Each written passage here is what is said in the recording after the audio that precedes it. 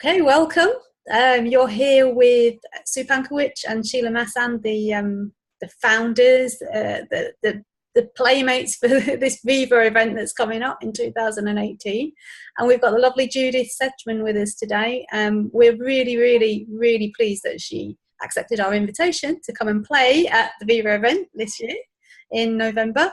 And we're just recording 10-15 minutes with her to give you a bit of a taster of what to expect from Judy at the VIVA event. So I'm just going to hand over to you, Judy. Okay, well, thanks very much. And first of all, you guys are really fun. So I've enjoyed our association, and I'm very excited about being part of this event. I've been a VIVA wannabe, so this is my first experience to actually go there, although I've watched films and read other people's postings about it and thought, oh, I'd love to be part of that. So this year I will be, and I'm very excited. And you know, I have absolutely no idea what I'll talk about in November. It seems like light years away, but something that I've spent a lot of time working on and thinking about over the many years that I've been involved in the principles, and it's more than 30. So you know, I've been around a while, and when I first started, you know, if we got 30 people in a room together, that was like a big group, you know. So sometimes I look at all the events going on all over the world and I think, gosh, how far this has gone and how beautiful that is, and kind of speaks to the truth and the beauty behind a simple understanding that wakes people up to their own power. And the greatest power I think that we have, and what I love to share with my clients, is the ability to be happy no matter what. And the understanding that no matter where you are right this moment, doesn't matter. You could be sad, you know, you could be angry, you could be fearful, you could be anxious, you could be worried, you could have anything on your mind. In a moment, you could be happy.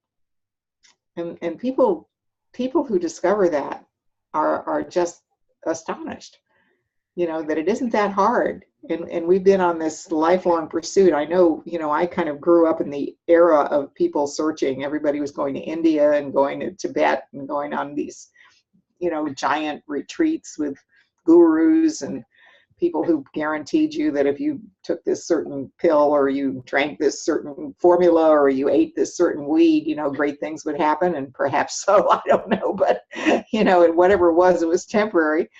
And, but you know, people were searching for something, and I used to laugh thinking, you know, they're searching for the thing that we're trying to tell them. They already have it. So you can look forever. If you're looking in the wrong place, you're not going to find it. And if you don't look in the wrong place, you see that it's right there. So, you know, I think that I really saw the truth of this even before I got involved in the principles when I had my baby. I have one child, and, you know, she was a baby. She's a woman now, but and when she was a baby, I used to be so shocked at how quickly she would get over things.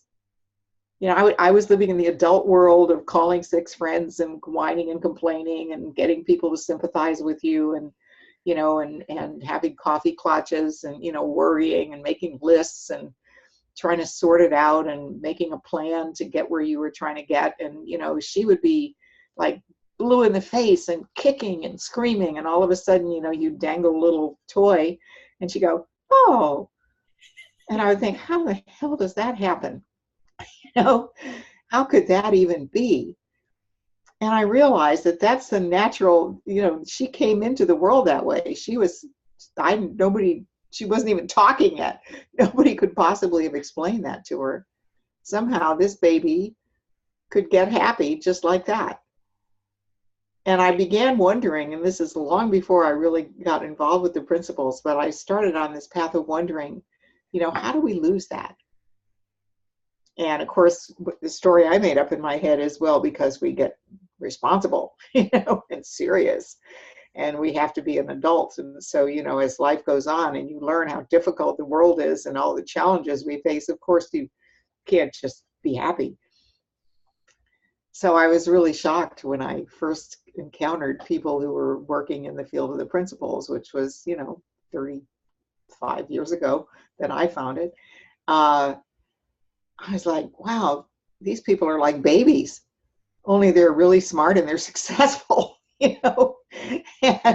But they really had no attachment to their sadness or their anger or their distress or their anxiety or their worry. There's no attachment to it. It would come and go. And it was a joy to work with people like that, as compared to most of the people that I was working with in the business world, who, you know, would take months to solve a problem and think about it incessantly for all those months. And when I really started to understand that the total, you know, evanescence of thought, you know, it's like a little image. It's like a fleeting glance. It's like driving down the road and trying to see the scenery when you're going 65 miles an hour. You know, I thought I saw a bird, but you know, maybe it was something else. I don't know. I just blew by it. Well, that's how our thoughts go so quickly through our minds. And unless we slam on the brakes and grab them, you know, and think, oh, I better study this one. You know, I got to look at it for a really long time. It looks like a real serious thought. You know, I got to deal with that one. I'll set it over here and spend a lot of time with it while these other thoughts are just floating by because, you know, this is a big one. You know, and that's how we get ourselves all mixed up. You know, because we really came into world with the starter package that we needed, which is one thought at a time, just live in the moment. Happiness is right there. And I've seen it over and over and again with clients that I work with that come in just with these problems that look so important to them and so complicated. And I in no way ever trivialize people's problems, because in the state of mind, when they're thinking about them all the time and they're unhappy, that's very important to them and it's very real to them. But I don't trivialize the power they have to stop thinking about them that way either. You know, it's like, you don't have to tell people, oh, that's not a big deal. You know, that problem is no big deal. It's not going to look like anything in a few minutes. I mean, I would never say that, because when a person's caught up, they're really caught up. We all know that. But I also know better than to talk about the problem. And, you know, and the lesson that I learned is, if you think a problem is really insoluble and you don't have an answer to it, the more you think about it, the more certain you will be that it is an insoluble problem that you will never find an answer to. Because that's a circular thought. You just keep thinking that same thing. So if you find yourself in trouble, you know, with your own thinking, and you find yourself caught up in a lot of problem thoughts, the best thing to do is set it aside and let your mind relax and let the thoughts flow and look for a better feeling. And when you feel, you know, when something happier and your spirits lift comes to mind, you look back at that problem and you go, oh, wait a minute. It's not that big a deal. I see the answer. I don't solve people's problems for them when I work with them, but they solve them for themselves. But they cannot solve them while they're thinking about them in a bad mood. That's the basic truth. And when I talk about happiness, I'm not talking just about, oh, hee, hee, hee, happy, happy, joy, joy, laughter, happy, although that's nice. I'm talking about just confidence and contentment, you know, just like I'm okay and I got this. You know, I'm here. As long as I'm here, I got this. Because we do. Of course, we also have free will, so we can pretend we don't have it, you know, and that's a choice we can make. And I just setting people free to be at ease with that choice and to see how lovely it is to just allow life and be where you are, accept where you are and see where you're going is kind of what it comes to, because we're always somewhere in life and we're on the way to somewhere else. So as simple as I can put it, that's kind of my message. And I have no idea what I'll be talking about in November, but it might be some of that. I don't know. I'll look forward to seeing what happens. That's it. Great. Well, we'll keep it short and sweet and simple, as we were talking about before we started recording. I love the simplicity. Yeah.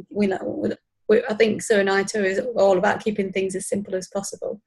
So yeah, I love that the simplicity and what you do. Good. Yeah, beautiful. Well, I hope that's okay. You know, I'm sure it probably doesn't sound too intelligent, but there you go. You know?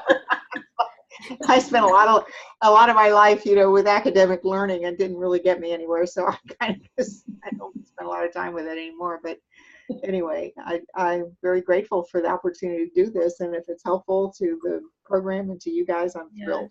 It is. Thank you so much. Very, very You're really welcome. Forward to having you with us here in November. Yeah, me too. Well, I'm so glad. I feel good now. So I'm looking forward to the trip, and it's, every day's a new day, but I'm excited about it. So anyway, I'll look forward to seeing you, and let me know if there's anything that you need or anything more I can do, and I'll be happy to do what I can.